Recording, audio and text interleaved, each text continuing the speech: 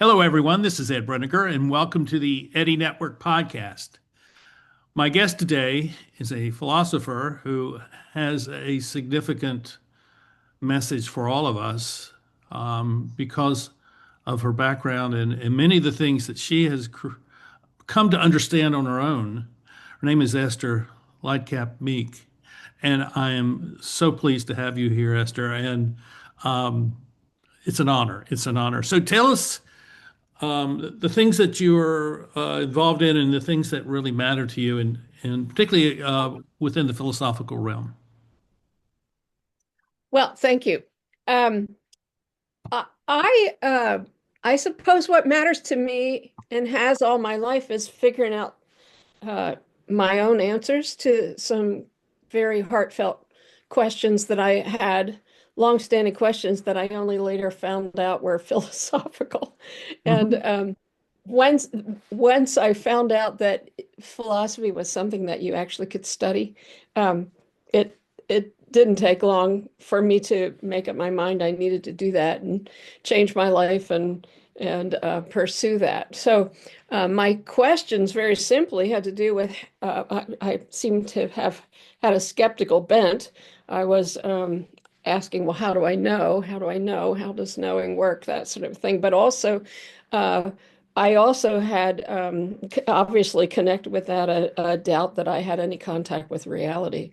And those just seemed like the biggest issues. They're- And They are big. I needed, they were at the foundation of everything. And I also remember early on feeling, well, I guess perhaps it would have been after my college logic class, that it, the premises and the conclusion that appeared on the page were just not where the main action was. It was in the unexpressed assumptions, that were kind of deep down in the cellar. So anyway, you can see really my whole quest philosophically as a response to those questions. And then if you look at the arc of my books, they're me trying to work out those responses to those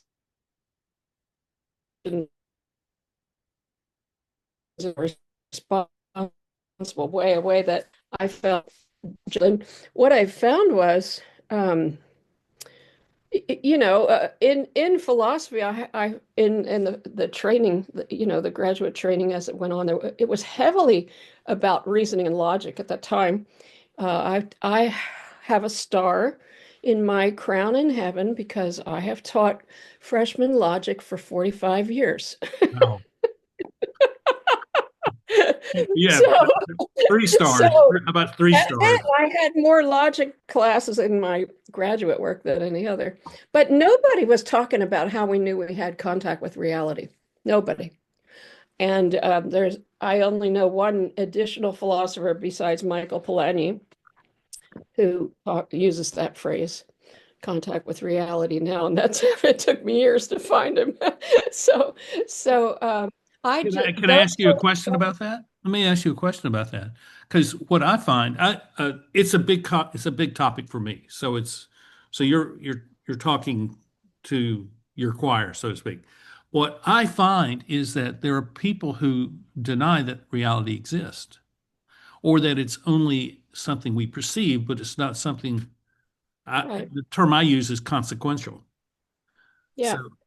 so unwrap that a little bit so that we can kind of get to maybe helping people accept reality as something that they can be engaged in. Yeah. Yeah.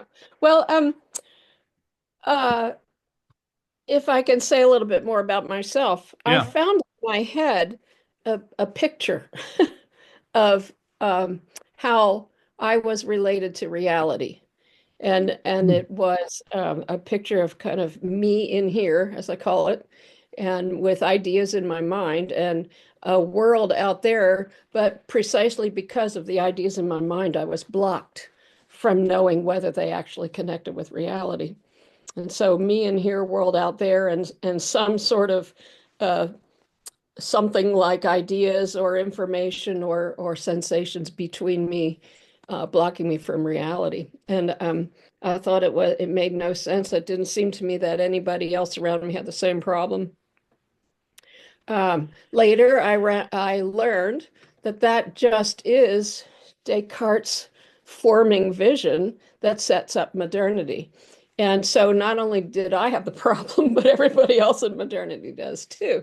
And I've, gone on to uh, argue for my proposals, which we're going to get into, to say that the impact of that picture that holds us captive is damaging in every realm Mhm. of life and work and artistry and spirituality. So fixing that for myself and then doing it in a way that is accessible for everybody else, which means not just the ivory tower, but the people on the street. That's my job. Does that mean that this picture is a source of detachment from reality? That it assumes that we are detached from reality and we can stand apart from it? Right. Yeah. And for me, it was just glaringly obviously obvious that that's the way it was. Nobody ever taught me, either at church or at school, about Descartes until years later, you know. But it just seemed obvious that that was the way it was. That I was certain, and this is pretty funny. I felt I was certain of the ideas in my head, but precisely because I was certain of them, I could not get beyond them to see what connection they had, Mhm. if any, with reality. So that picture me and here, world out there, to the point of something that you said um, a few minutes ago. Um, let's see, what I lost my train of thought. What it mean it puts me against the world. Mhm. And for, I can call the world entirely into question, or the world can call me entirely into question. So you either have an objectivism or a subjectivism. And that really is the beginning of modern psychology. No wonder we've got problems, Yeah. connecting with the Well, world. subject-object So problem. those two are in opposition with each other, and they're fighting. So Yeah. one is trying to triumph over the other. So one way that that triumphs is to say, look, there is no reality. I curate my own. And that's the postmodern turn that we've been living with for 50, 60, Yeah, 70 years. yeah, Yeah. yeah. And Curate still has a kind of a zing to it. it is, I grew up in a very traditional home. We went to a Presbyterian church. I went through college and went to seminary and it was all very traditional. But I had the same questions that you had, which was how do I understand my life? How do I understand what I'm experiencing? And 40 years ago, I came across Michael Poliani's Personal Knowledge, and I read that and I said, "Oh, well, that's what makes sense to me." There is this engagement with reality that we actually have that is separate. It's not separate. But it includes the mind, but it's not contained just in the mind. It's contained in the body, and it is contained in our whole experience. Well, finding his work, Michael Polanyi's work, and you say it with the Y toward the end where it is. So it's Polanyi or Polanyi, but it's not Polanyi. Right. And Oh, yeah. I found his work when I was maybe about 22. And that really was the beginning of me coming up with uh, a responsible account of what actually is going on. And actually, what I believe his work does is uh, if you tend to it, first of all, you're already doing it, whether you know it or not. And if you attend carefully to it, it actually dispels the modernist defective picture. So I try to talk to everybody because I think everybody's philosophical and that's my job. I talk a lot about bike riding or other skills, Mhm. uh, where you can just see that knowing is how he says it is, and where I think, and when you look at how what he says about things like bike riding, you can also see where the defective and skewed picture came from and why it's actually disconnecting us from reality. So that kind of thing I spend a lot of time talking with people about because it's liberating. So, for every student I've gotten a chance to teach, they've it's been philosophically healing and transformative for them. So, It's a very interesting term that you use, that is philosophically healing. There's yeah. a therapeutic aspect to this, which um, is beneficial to the person. Can you explain that a little bit more? Well, you mentioned the body, and that Polanyi helped you, see that that was involved. What Polanyi says about knowing is, and I'll use this lingo once, and we can unpack it if you like. Subsidiary, focal, integration Hmm. means that every act of coming to know is relying on something to focus on something else. So two levels. And the thing about what you're relying on is that you can't put it into words. But that doesn't mean it's mystical or intuitive. It just means it's more like a skill. Hmm. So if you take the example of riding a bike, once you get good at it, a key part of the performance is the felt sense, the felt body sense of keeping your balance. So that's a great example of the subsidiary for Polanyi. And you don't want to, like, it's not like subsidiary, what the subsidiary is something you want to minimize. No, you want to indwell it. You want to get really, really good at it. So you can actually train it, which is what, athletes and musicians, that sort of thing do. It's not secondary as if it only has a value in a particular state. It's an addition, or it adds, or it creates a connection which you wouldn't have otherwise. Well, it's absolutely foundational. Yeah. And I mean, the thing about Polanyi's work is it's got a foundation, but it's not got a foundation in the articulate. It's got a foundation in the subsidiary. And what he says about the inarticulate, the subsidiary, is that it always undergirds and outruns every piece of knowledge that we have. Hmm. So if we take something to be true, it's because it's rooted in the subsidiary, and the subsidiary goes beyond it too. So let me ask you this. This is another philosophical question, and it's really so during the middle part of the 20th century, or early to mid 20th century, there's a whole field of philosophy that emerged called phenomenology, which at one level was also trying to say that the body has a role to play in knowing. Um, and and I'm curious as to how you see what Polanyi was talking about and what you're talking about in relation to people like Merleau-Ponty and others who are in the phenomenology school. Well, Merleau-Ponty was part four of my dissertation, and I way more recently published that as a book called Contact with Reality. And all along I felt this, but I come out and say this in that book, and that is, I really am a Polanyian. And the thing about Merleau-Ponty, and this is an area of ongoing dispute. I really don't see that he's a realist.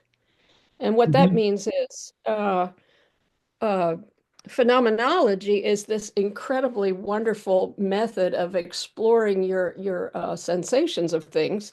And it really, Merleau-Ponty in particular, really gets at the felt body sense that Polanyi calls the subsidiary. But Merleau-Ponty has no from to subsidiary focal structure.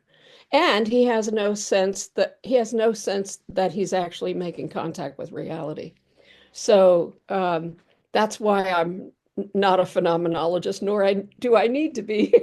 Well, so let me maybe rephrase that so that so if you're say before, but phenomenology, your thoughts, your rational, logical thoughts were all that were mattered. Now your sensory feelings now are the things that you are focused on, but they're still of the same kind of character as your thoughts are, which is these are all these collections of things that I'm experiencing or I have that I possess. These are my things, and it doesn't really go beyond that.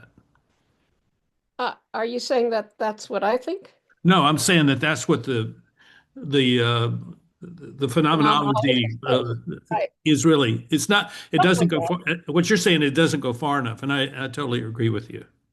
Yeah. So my problem was, how do I know I've made contact with reality?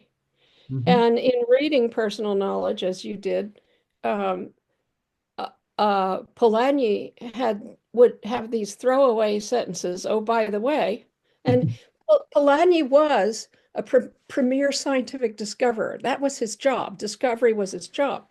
But he'd say, "Oh, by the way, you know you've made contact with reality when you have an unspecifiable sense of indeterminate future manifestations." Now, you can say that short form possibilities.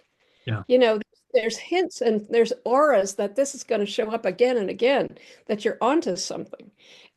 But you could only have, if you're going to have a proper epistemology, in other words, a responsible account of knowing, you ought to start with discovery, which is, you know, moving, coming from knowing nothing to knowing something. That was part of his problem as a discoverer, was that if science and knowledge is articulate statements, no scientific discovery could ever happen.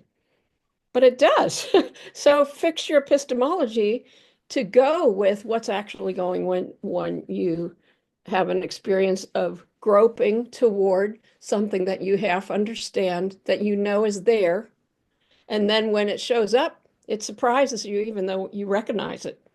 So and we all have that experience, but not in the modernist tradition do you have an account of surprising recognition in your So, knowing. so what is? I mean, it's like there's this boundary or this border that we must cross in order to get to that place that you're talking about, and that boundary. Um, we perceive that there's this boundary, and therefore, for some reason, we do not cross it, whatever for whatever reason. But that boundary really doesn't exist, and that we're already, in a sense, engaged with reality, even though we may not be able to articulate that in the way that you're describing. Am I right Yeah. about that?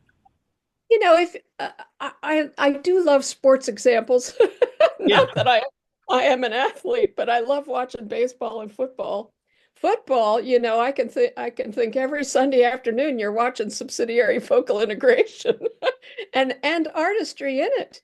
You know, so it's relying on, it's from knowledge to the end of a future possibility, right? So from and to, it's incredibly artful. It's responsible. You know, it's all the features of good knowing, a la coming to know, are there present on the gridiron, and the same with baseball or whatever. And you know, if you think about it, you know, we've got a Cy Young Award winner in Pittsburgh, um, Mhm. and Paul Skeens, and you know, if he was thinking about a boundary, he wouldn't be a Cy Young Award winner. You know, it just doesn't work that way. I, So th- I think I think what that boundary is that sense of needing to be have some kind of congruence with where the expectations are for thinking or living or whatever it is, that there's a sort of a requirement to comply with the way the world is. And I think that's a very modernist sort of thing. It sets up these rules that we must comply with, which is okay, we all think, but we're not able to think for ourselves.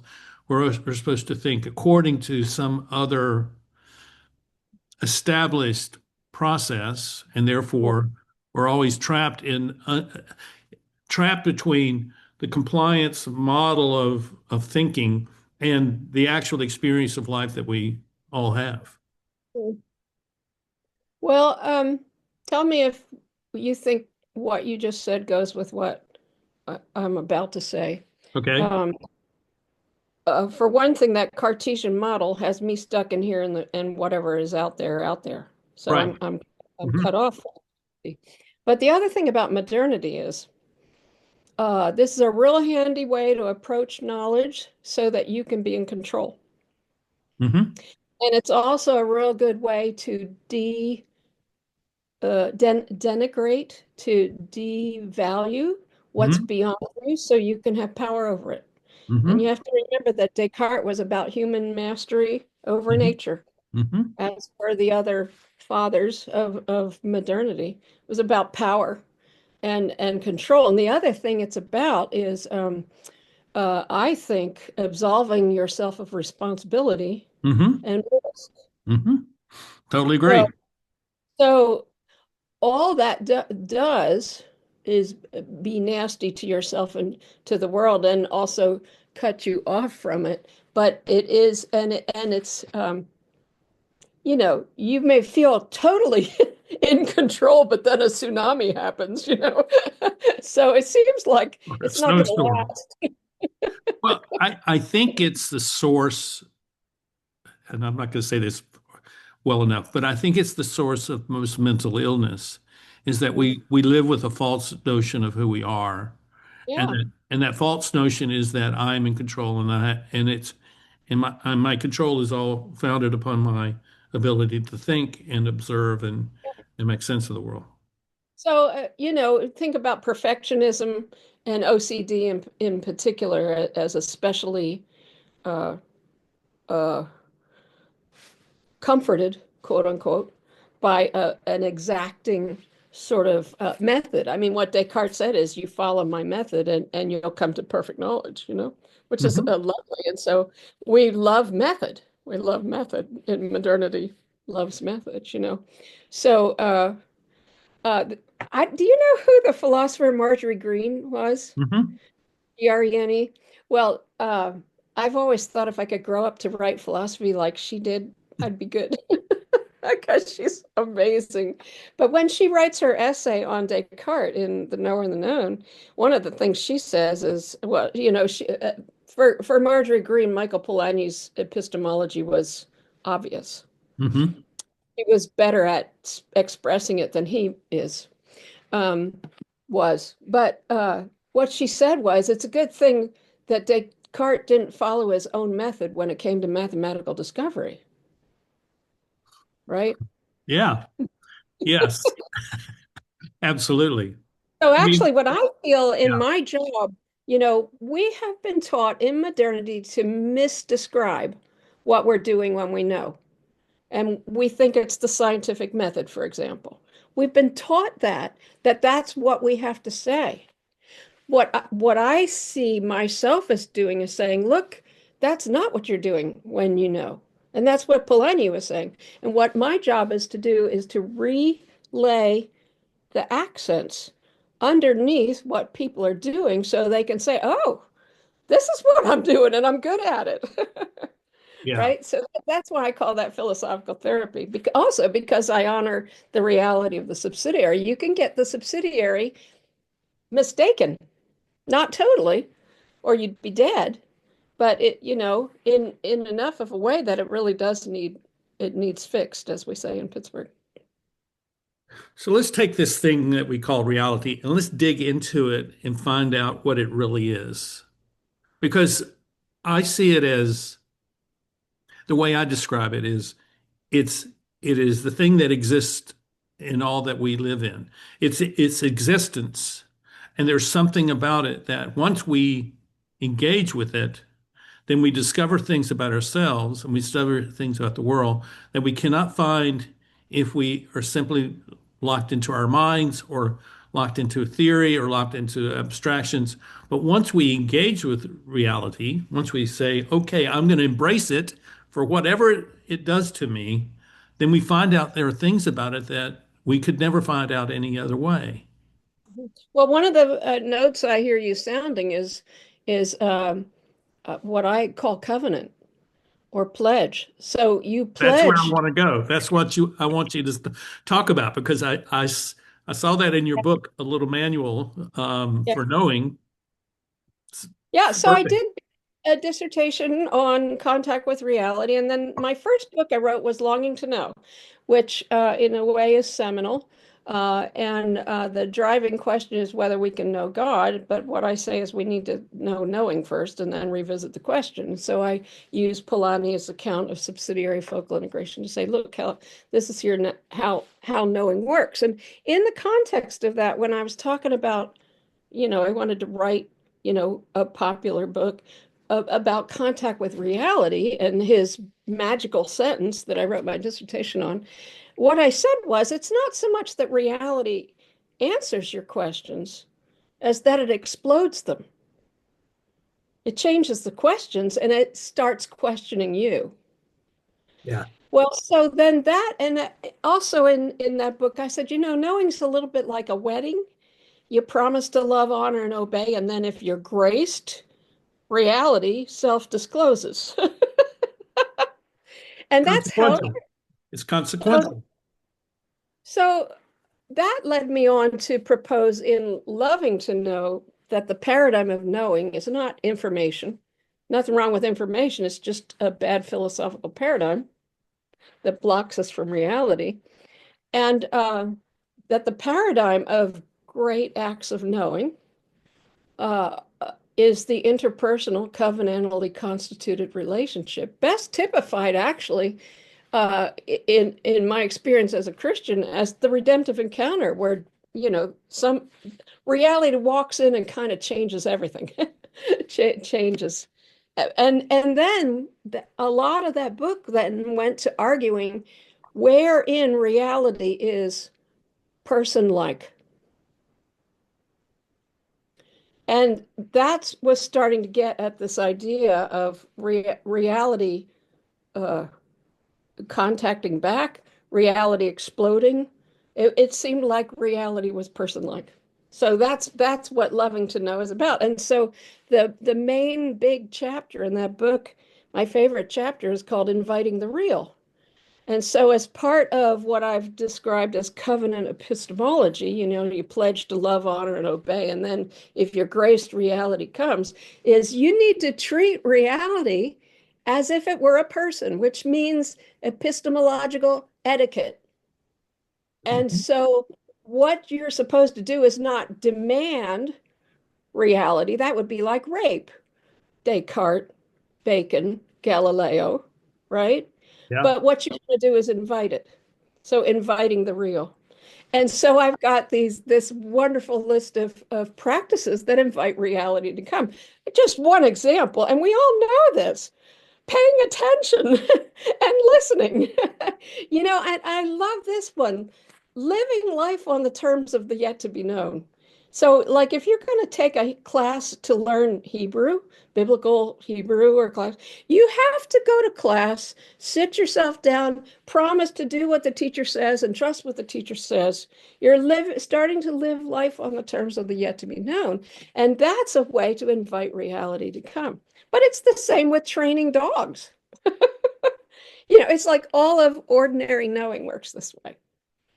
I So, love that. I love that phrase of the yet to be known, because it's all um, um, it's all about what can happen and may happen and will happen.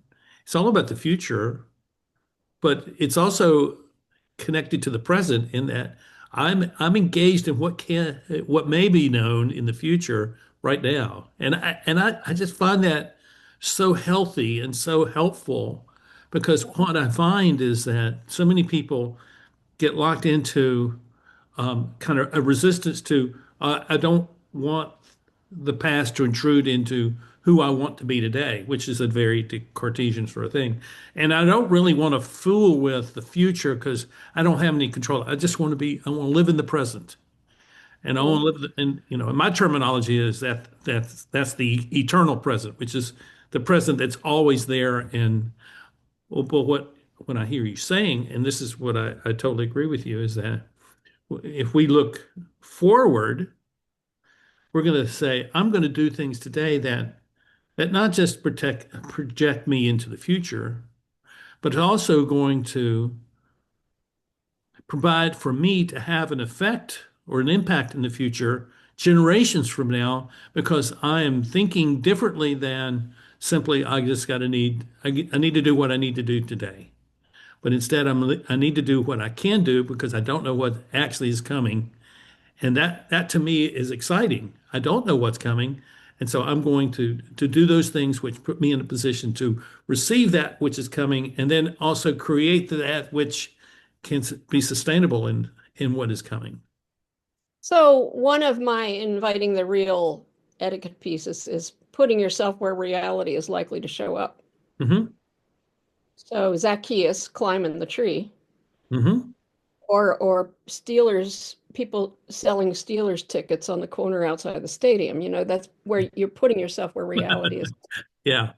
But I think it's perhaps better to see the here and now as full of pregnant clues. And Okay. the word clue is absolutely dynamite because no account of knowing as explicit information offers an account of a clue. What a clue is a half understanding. So you say, oh, there's something significant about that. And then what you do is you follow those significances. Hmm. And we all do that. So it's again, it's not saying, well, this is what I've got. You do have to have in the present a sense of a pregnancy that's leading you out. But Right. that is to honor both the clues and the possibilities, right? And so and neither of those at that point is exact information. And it's so neat because you can offer wonderful counsel to people just by asking, well, what do you love? And what do you see? Like what catches your eye? And for it's different for everybody. All you need to do is around here is look at people's gardens and you can see their different eye. I walked around my house with somebody who's a friend who's an apartment manager. And he was saying, well, you need to get that fixed. You ought to get that fixed. And he never saw my garden. But what you do is you help see people see what they're seeing because they love it. This is why Right. you love in order to know. And then you want to follow that forward. You Right. want to follow your loves. And what we're supposed to be is lovers of the real. That's what we're called to be, is to be lovers of the real. But sadly, I don't think we teach that. Or if the Oh, message gets across, it's like, we oh, avoid it. We avoid it. yeah, because it's not quantifiable. You can't, have visual assessment data. Last year, I did a very long study on time and reality, and because I wanted to grasp what I understood about that, and at some point, I asked the question, where does love fit into this? So I went to my library of all these theological works that I've had for 40 or 50 years, and I found that none of these theologians are talking about love. They're talking about other things which can be interpreted as love, but they're not talking about love in the way that you're talking about love. And I found it very fascinating and kind of shocking, but it confirmed what I realize is that most of where a lot of intellectual thought is done, whether it's secular or religious or theological, whatever it may be, is done in the context of the dominant paradigms that exist. And that's And especially tragic when it happens at seminary. that's right. Yeah. And that's another story for another time, but that's exactly right. And so the question is, um, how do we engage with what love is so that it is the consequential part of our experience of reality? Hmm. Well, I would say you have to blow up that defective paradigm and replace it with another. When students would come to me in my classes, and I was starting to teaching them this, they would use the word feelings and emotions and distinguish them from knowledge, for example. Hmm. Well, as I taught them Michael Polanyi's subsidiary focal integration, that lingo changed. It Hmm. just changed, so uh, as Polanyi at one point talks about commitment in personal knowledge, and he defines it as our manner of disposing ourselves towards the real. Well, that should be love, you know. Hmm. And you got the pledge thing going on there in the word commitment too. So you know, you can desire is a word that perhaps works, but we need to ride the wave of our desire toward the not yet known. Another thing I think that I'll point out about the way I'm using the language, and you mentioned it already too, is the relationship between it's not me in here, world out here, it's me, the would-be knower, and the not yet known, the yet to be known. Hmm. Because the paradigm is not explanation, it's discovery, Hmm. right? Yes. So so what I'm saying in my saying, look, it's covenant epistemology, is to say the connection between the knower and the yet to be known needs to be like an interpersonal relationship where you're inviting it like a person, right? And you're pledging to love, honor, and obey, to live life on the terms of the yet to be known. By the way, all this covenantal language, I know I was teaching at Covenant Seminary at that point, but I got it from Annie Dillard, who, I mean, she didn't use the word covenant, but she was talking about covenantal behavior to invite the surprise seeing of muskrats. So she was composing herself to do some things and not do some other things, which honestly, if you're going to be a pianist, are you not pledging yourself to that piano bench for like your entire life? I mean, what else is piano practice but living covenantally on the terms of the yet to be known? I think that what you're describing is where we want to be and where we should be, but we have not been there, and the effect of not being there is a kind of erosion of all the things that we say we appreciate, things like Mhm. love and relationships and hard work and whatever it may be, but if there's no covenantal relationship, if there's no commitment, no pledge, if we only see people as, um, shall we say, means to another end, Right. then we're going to find ourselves in a really dark hole that is really difficult to climb out of until you decide to change your paradigm. Well, and I'm just talking about knowing. I mean, there's lots of other ways to talk about it too. But if you want to be a good knower, you want to see where you're doing this right and then do that more. But But uh, A, you're already doing it, and but B, you've got to acknowledge it, and then you need to do it well. So, but, so but it's I'm a thinking, just, if you want to be a good scientist, you have to fix your epistemology. You want to be a good counselor, you've got to fix your epistemology. You want to be a good baseball player, you have to fix your epistemology. I'm So I'm thinking I'm about just, it. I'm thinking about it in terms of like your family.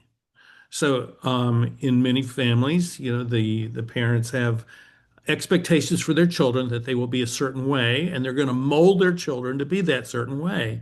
But that's not necessarily a covenantal relationship to their child. It's more of a transactional, instrumental relationship to their children, that they're to produce a certain type of child, and that's what their job is, which is a very modernist type of mindset. So I'm really looking at this from a relational point of view. So how do we shift to looking at people as someone that I'm going to be committed to in the way that you're describing? Well, I'm not describing it. I'm talking about knowing. I'm not talking about relationships. I'm talking about knowing. So, But the knowing defines what the relationship ends up being. I think that's the connection that is important from my perspective, that if how you know things determines how you relate to things. And if you see things as only something that you will use instrumentally for your own benefit, then those things or those people will become diminished in your eyes, and they're simply there to serve your own desires or your own desire for power or whatever it may be. So that's why I think that what you're talking about, I understand, I know what you're saying, that your focus is on the knowing, but the implications of knowing are significant for the age that we live in. And I don't think that we can um, recover from the kind of Cartesian, I think, therefore I am, problems without actually having a total kind of reorientation of the way we think. That's what I'm saying. well, if I may point out, um, that defective picture of me and here in the world out there, yes, it overexalts me and it denudes and disavows reality. That's right. And if you're involved in knowing, it obviously has some bearing on reality. And I would say modernity not only gives us a defective paradigm for knowing, it gives us a defective default as seeing reality as indifferent and inert and about the bits and about my control and not person-like. And Mhm. so for me to be a great knower, whether it's in business or in any area, I've got to fix my view of reality too. Now, my most recent book is called The Mother's Smile, actually.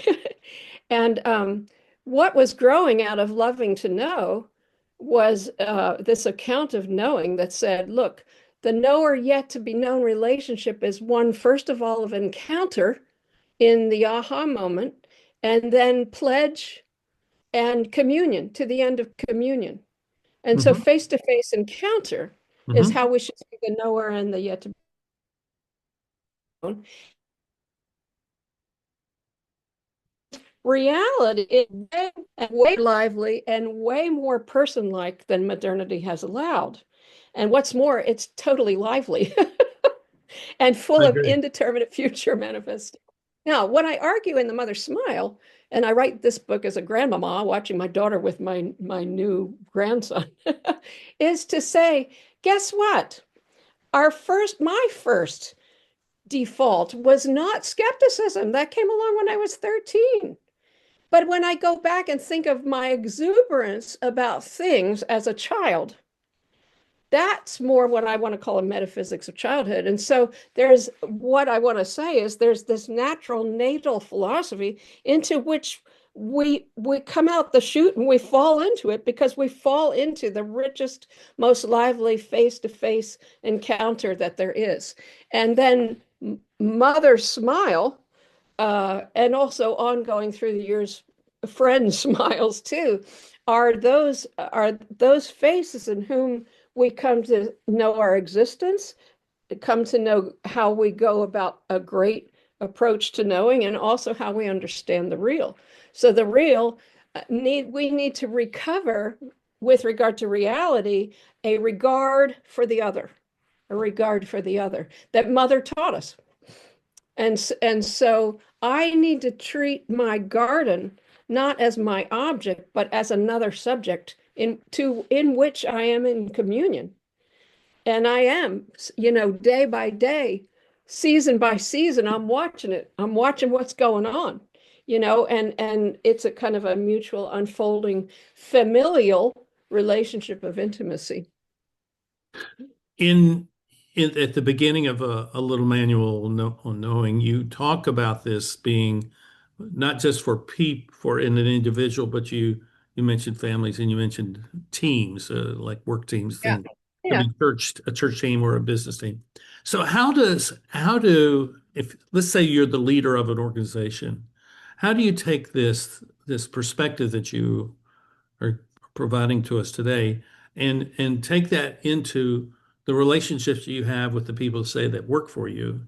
Because I think this is where the because if you can take this into the workplace, then the people in the workplace can take it into their home place and they can take it to in their neighborhoods and their churches and wherever it may be. So I see that the institutional structure of the world is a place where this sort of thing can really have a huge impact. So how do we do this in terms of a group of people coming together to kind of learn what you're talking about? Yeah, that's a great question, and I want to be better at it. But it seems to me that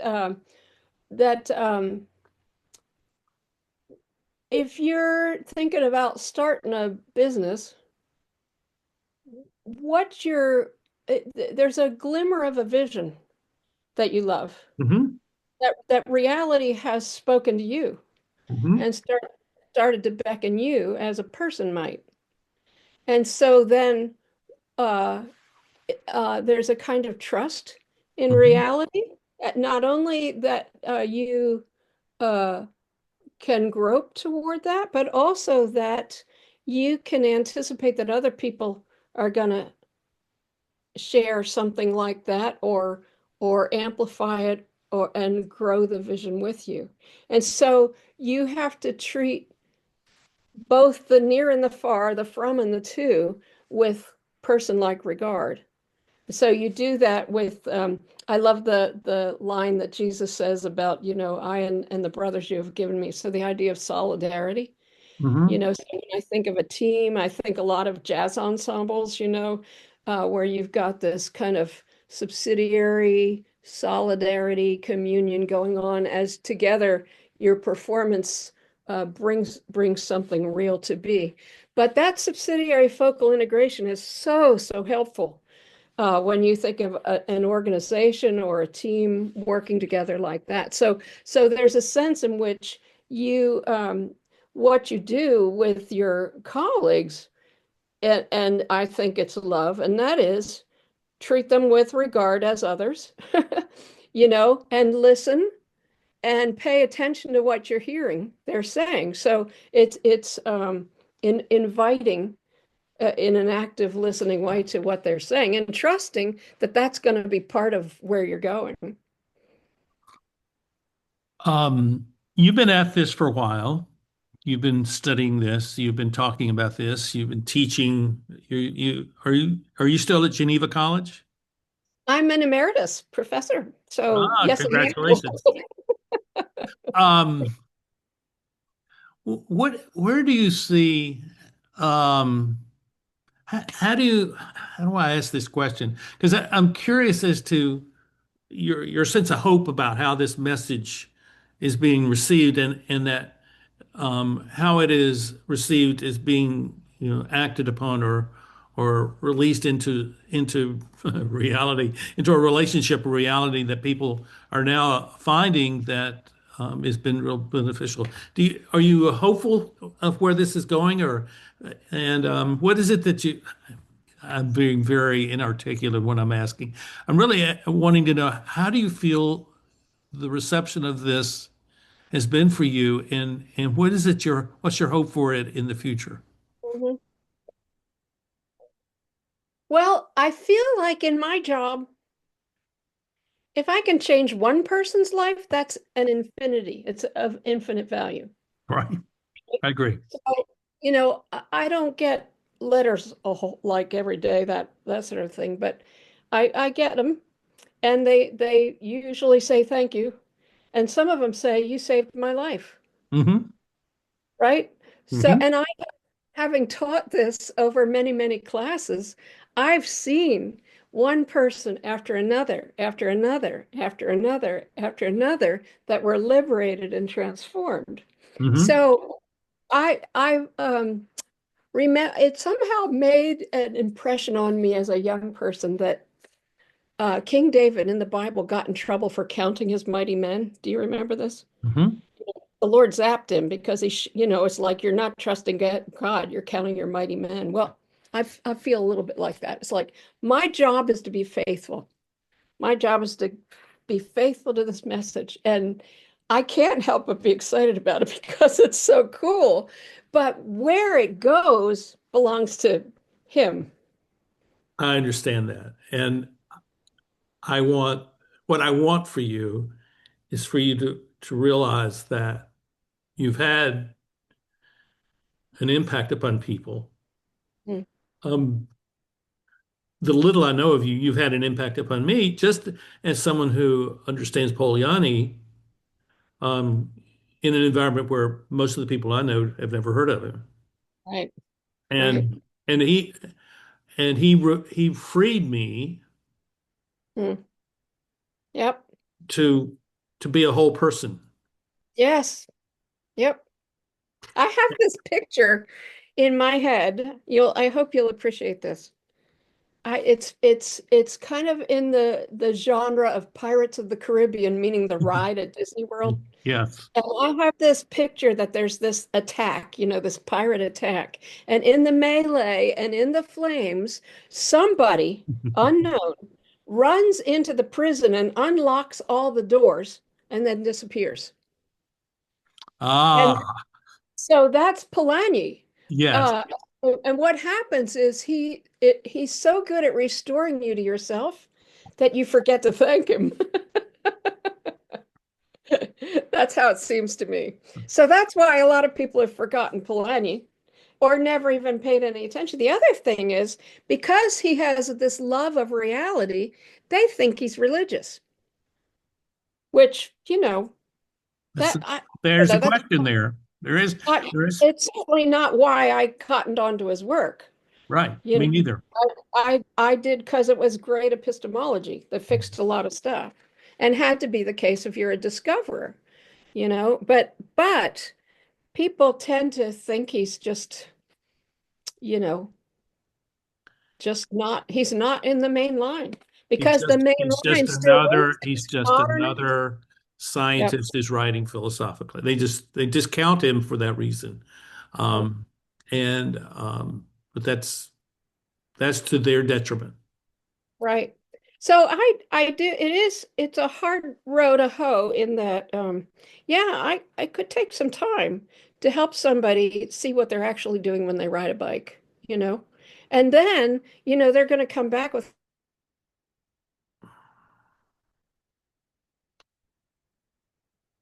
this way. And when I say, yeah, what I often said to my students, like my students would come back and say, none of my other classes are doing it this way. And I'd say, but there's you in that class, Yeah. and you can go, oh my gosh, this is the most exciting thing I've ever seen. Well, any teacher would really appreciate that. Well, And in other words, you can redraw the playing field of how knowing actually works. So, let's do a little promotion here. You're going to be coming to Greenville, South Carolina at the end of February, and you're going to be talking about. I'm not quite sure what the theme is. I know it's about arts, but I'm not sure what that means. But you're going to speak 3 times, I understand, at First Presbyterian Church in Greenville, and I think you can find if you live within. Let me put the challenge out. If you live within 5 hours of Greenville, South Carolina, you should come to this event well, and because I'd be equally ecstatic whether you came from one or five. I'm just drawing a That's circle out wonderful. there Yeah, that's lovely. because I think you're a very congenial person and you have a message which is really beneficial to all of us. And the more people that hear you, I think the better our world will be. So May it be. Thank you. I'm grateful for you, and I thank you that you have spent some time with us today. Thank you, Ed. It's very good to make your acquaintance. And to all of you who are watching, I think that you have an opportunity to change your perception of yourself by changing your perception of reality. And your perception of reality, that it is something that you have a relationship to, that you give to, and it also gives back to you. And when you begin to see that, then you may discover that there's something there for you that you never imagined before. And I wish that for you, because we need you to be your whole self in that regard. And that's why I'm having these interviews with people here on the Eddie Network podcast. So thank you for watching, and we'll see you next time. Thank you. So, Esther, I am grateful for you. I'm trying not to be a fanboy, but I am a fan, and and I think mostly because you.